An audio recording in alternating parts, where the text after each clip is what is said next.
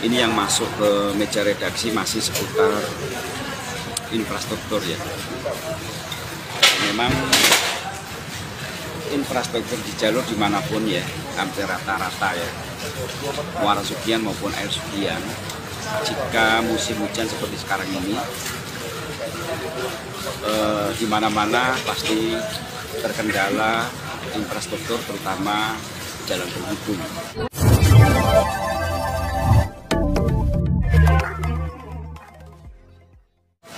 Kalau jalan desa sudah banyak yang berkoral, ya, yang penghubung yang barangkali belum ada koral. Penghubung itu sebenarnya juga penting karena aktivitas antar desa, ya, aktivitas antar desa dari desa ke desa, sehingga jalan penghubung ini juga boleh dibilang jalan vital selain jalan di pedesaan. Memang tarik menarik ya. Jika Sumex Minggu turun ke desa dan memberitakan mengenai infrastruktur, ada dua sisi. Ada yang mendukung, terutama masyarakat, ada juga sebagian yang mencaci maki. Seperti beberapa waktu lalu ketika Sumex Minggu memantau berita yang sedang viral, yaitu mengenai anak sekolah yang peduli terhadap infrastruktur, bergotong royong menambal jalan berlubang. Gotong royong itu bagus, nggak ada gotong royong nggak bagus. Gotong royong itu bagus karena itu budaya nenek moyang kita ya. Jadi kita itu harus gotong royong. Tetapi ada sisi lain, disitulah sisi human interest ya, sisi kemanusiaan yang muncul. Kalau gotong royong di mana-mana bagus, ya. Tapi caranya mungkin yang harus bijak ya. Di sini banyak kakek TJ dicaci maki, ya.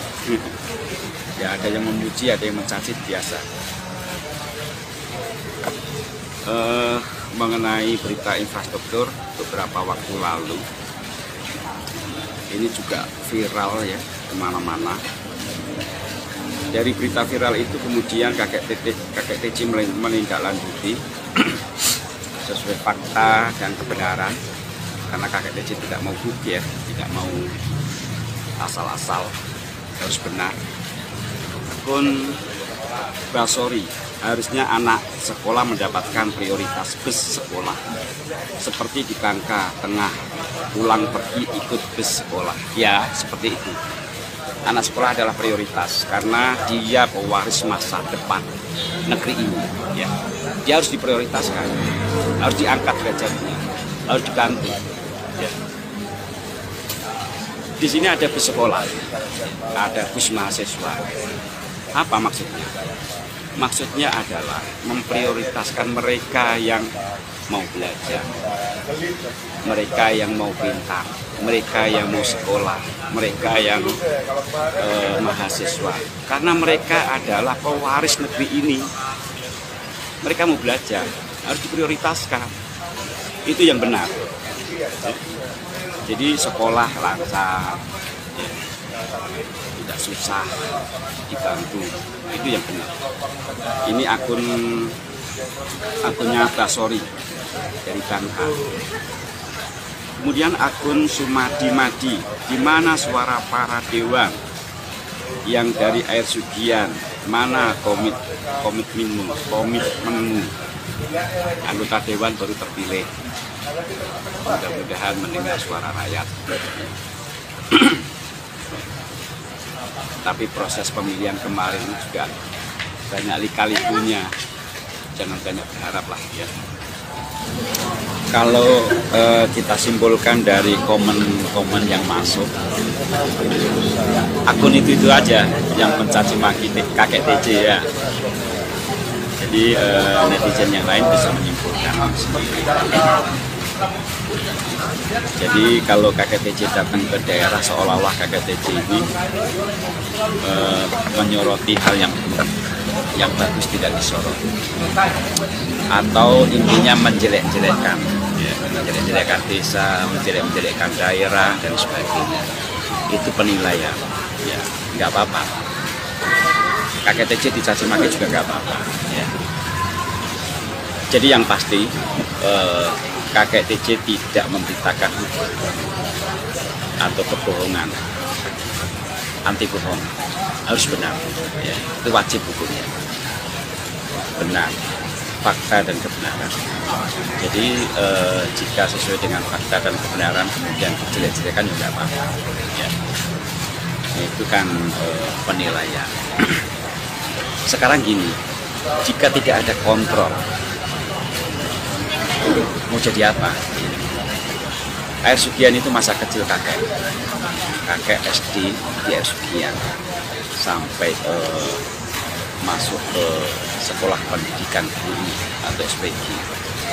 Mestinya kakek TJ jadi guru, kepala sekolah, karena kawan-kawan kakek udah kepala sekolah semua. Sampai sekarang nasibnya sama ya, anak-anak sekolah. Itu masa lalu kakek sebenarnya, harusnya sudah selesai, ya. Generasi sekarang sudah tinggal enaknya aja, tinggal menikmati hasil perjuangan masa lalu. Apalagi di Air Sugian itu sumber daya alam cukup memadai, sumber daya manusia juga oke. Jika ditunjang dengan infrastruktur bagus, itu pasti perekonomian ekonomi akan semakin cepat. Perputaran ekonomi semakin kencang, dan itu juga akan berpengaruh kepada daerah. Kalau perekonomian kencang, masyarakat makmur, sejahtera, itu kan kembali lagi ke daerah. Daerah kan dapat untung, ya. Dari sisi apa? Dari sisi pajak.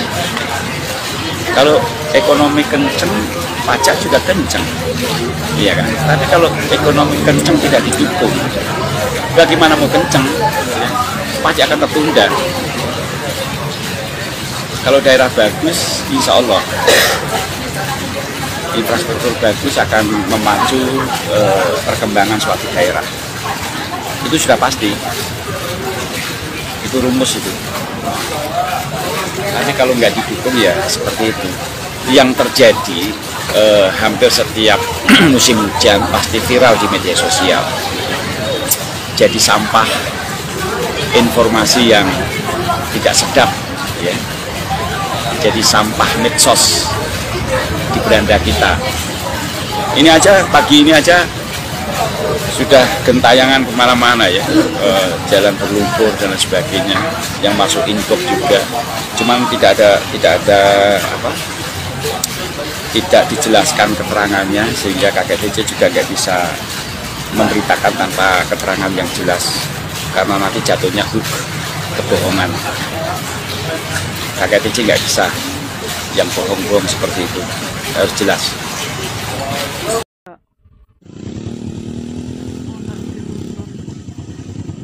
Ternyata separah ini, tak kira garing mending, kalau bosok ora nek pilihan. Nah, yang seperti itu, apakah medsos salah? Apakah masyarakat salah mengupload infrastruktur yang buruk? Apakah salah? Kalau dianggap salah, ya bagusin. Nanti yang diupload pasti bagus. Ya. Ambil contoh di jalur berapa kemarin? Jalur 18. Ya, jalur 18 kayak tol, seperti tol. Bahkan Pak Sutris yang dari Jakarta, pengusaha real estate, itu menanggapi bahwa jalan di jalur itu standar tol.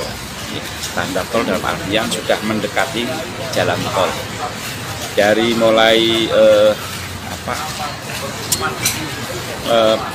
penggarapannya, terus kemudian permukaannya yang datar, ketebalannya, terus kemudian jenis semennya, itu sudah layak ya, bagus.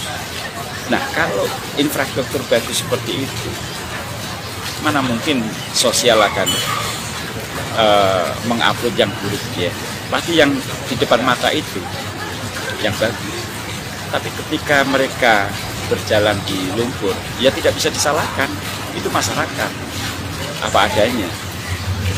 Nah, supaya tidak uploadannya buruk, ya dibagusin biar semuanya bagus, kan gitu ya logikanya. Akal sehatnya kan seperti itu. Jadi jangan salahkan masyarakat. Masyarakat itu ya apa adanya, jujur, tidak bersalah. Masyarakat bayar pajak kok.